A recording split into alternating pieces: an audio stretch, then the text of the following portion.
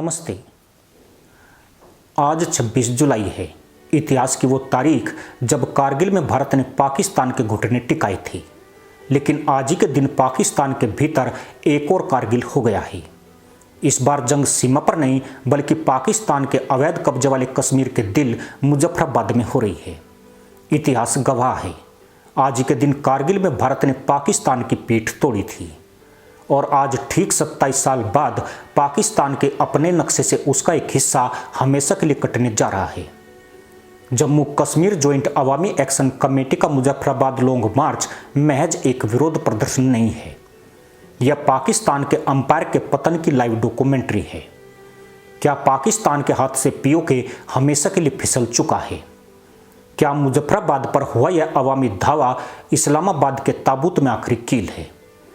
आज हम वो सच खोलेंगे जिसे पाकिस्तान के आईएसपीआर ने दुनिया से छुपाने के लिए अपनी पूरी ताकत झोंक दी है। दिल थामकर बैठिए, क्योंकि जो आंकड़े और जो दस्तावेज आज आपके सामने आने वाले हैं वो आपको हिलाकर रख देंगे। यह चक्रव्यूह एक दिन में नहीं बना। इस खेल के पीछे एक ऐसा सस्पेंस है जिसे पाकिस्तानी खुफिया एजेंसी आईएसआई भांप तक नहीं पाई। पाकिस्तान ने सपने में भी नहीं सोचा था कि उसी के पालतू कश्मीरी मुजफ्फराबाद पर धावा बोल देंगे, वह भी 100-200 नहीं हजारों की संख्या में। जेएसी के नेताओं ने इस पूरे मार्च की प्लानिंग के लिए किसी भी डिजिटल माध्यम का इस्तेमाल नहीं किया। जब हफ्तों पहले मीरपुर और रावलकोट में बैठकें हुई तो कुरियर और पर्चों के जरिए संदेश फैलाए गए। शहबाज सरकार को भनक तक नहीं लगी कि कश्मीर के चप्पे चप्पे से लोग राशन और टेंट बांधकर मुजफ्फराबाद की तरफ कूच करने की तैयारी कर चुके हैं। पाकिस्तान सरकार ने पूरे मुजफ्फराबाद डिवीजन में धारा 144 लगा रखी थी। नीलम झेलम हाइड्रो प्रोजेक्ट के पास रेंजर्स की 3 अतिरिक्त टुकड़ियां तैनात थी। हुकूमत को भरोसा था कि लोग डर जाएंगे, लेकिन 25 जुलाई की रात 2 बजे जब पूरा पाकिस्तान सो रहा था तब नियंत्रण रेखा के पास बसे गांव से हजारों की तादाद में नौजवान पैदल ही जंगलों के रास्ते मुजफ्फराबाद की सीमाओं पर आकर बैठ चुके थे। सुबह 6 बजे जैसे ही रेंजर्स ने पहला बैरिकेड लगाने की कोशिश की, पहाड़ियों के ऊपर से गूंजे नारों ने उनके होश उड़ा दिए। यह कोई हिंसक दंगाई नहीं थी, यह वो भूखी प्यासी जनता थी जिसके पास अब खोने के लिए कुछ नहीं बचा है। अवामी एक्शन कमेटी ने इस्लामाबाद को अल्टीमेटम दे दिया है, या तो हमारी जमीन के संसाधन हमें वापस करो या फिर हमेशा के लिए इस खूनी कब्जे का अंत देखो। 26 जुलाई को इंशाल्लाह मीरपुर डिवीजन से लॉन्ग मार्च का आगाज होगा। इंशाल्लाह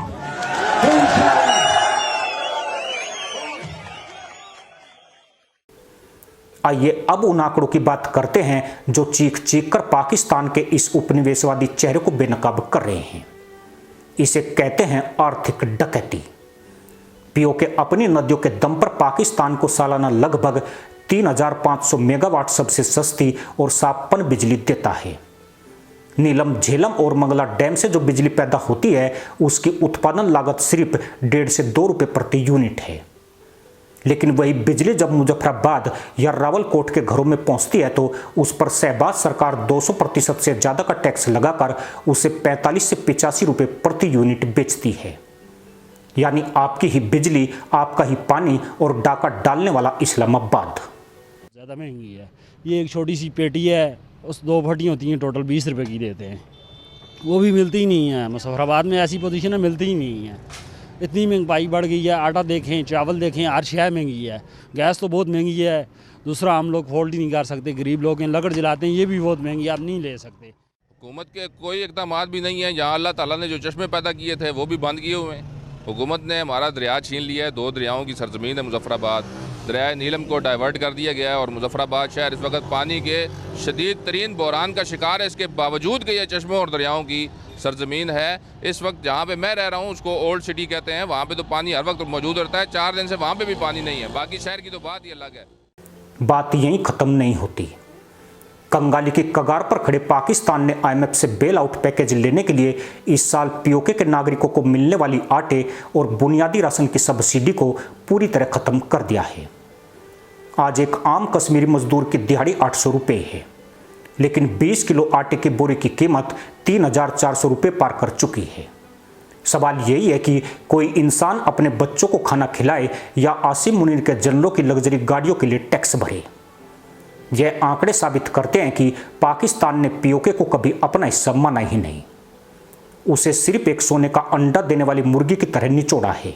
मैं आपको यही कहता हूँ सर जी, हम सन 52 में से मुजफ्फराबाद में आ रहा था मजदूरी के लिए, तो बहुत अच्छा टाइम इस साल से पहले गुजर गया। अभी ये साल जो शुरू हो गया इसमें इतने महंगे हो गया कि आदमी अपने बच्चों को खुदकशी करता है और पाल नहीं सकता है। तो आटा, सिर्फ आटा शाम को तकरीबन 2 महीने हो गया, तो लेबर आता है अड़ी में और वापस जाता है, तो शाम को बच्चों को क्या देगा।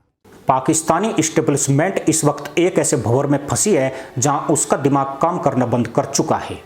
जनरल आसिम मुनीर का पूरा ध्यान राजनीतिक विरोधियों को कुचलने, चुनाव फिक्स करने और अपनी कुर्सी बचाने में लगा है।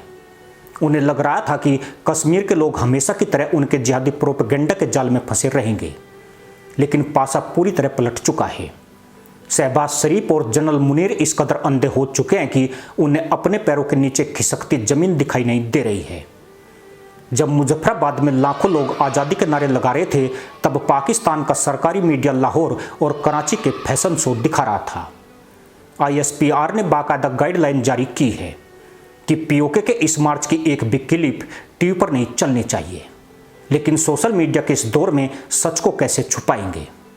पाकिस्तान ने गिरगिट बाल्टिस्तान से लेकर मीरपुर तक जिन रेंजर्स को आवाम को डराने के लिए भेजा था, आज उनके हथियार छीने जा रहे हैं।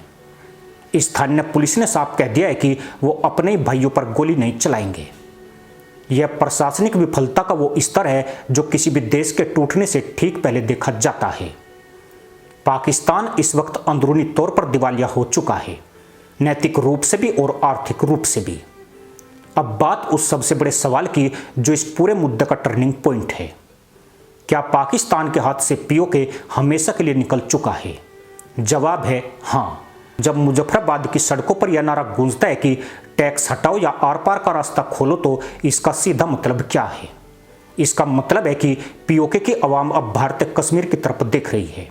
वो देख रहे हैं कि सीमा के उस पार श्रीनगर में G20 की बैठकें हो रही है, वहाँ एम्स बन रहे हैं, वहाँ युवाओं को रोजगार मिल रहा है और 24 घंटे बिजली आ रही है।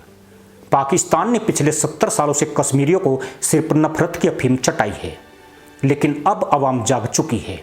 JAC के मंच से सरेआम कहा जा रहा है कि अगर हमारी मांगे नहीं मानी गई तो हम नियंत्रण रेखा पर लगी बाढ़ को उखाड़ फेंकेंगे और पुंछ राजौरी के रास्ते भारत में शामिल होने के लिए मार्च करेंगे।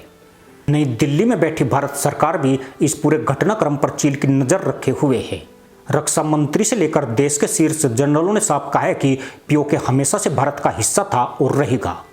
पाकिस्तान ने नैतिक, कानूनी और प्रशासनिक हर मोर्चे पर इस क्षेत्र को खो दिया है। भूखी आवाम कभी मजहब के नाम पर नहीं बैलती। मुजफ्फराबाद पर हुआ यह धावा सिर्फ टैक्स और आटे की लड़ाई नहीं है, यह पाकिस्तान के खूनी कब्जे के खिलाफ एक आज़ादी का शंखनाद है। कारगिल विजय दिवस के इस मोड़ पर इतिहास खुद को दोहराने जा रहा है। फर्क सिर्फ इतना है कि तब भारतीय सेना ने खदेड़ा था, आज पाकिस्तान की अपनी ही जनता उन्हें खदेड़ रही है। आपको क्या लगता है, क्या भारत को अब पीओके को वापस लेने के लिए अंतिम कदम उठा देना चाहिए?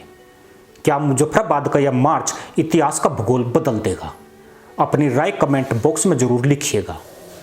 इसी के साथ अनुमति दोस्तों, जय हिंद, वंदे मातरम।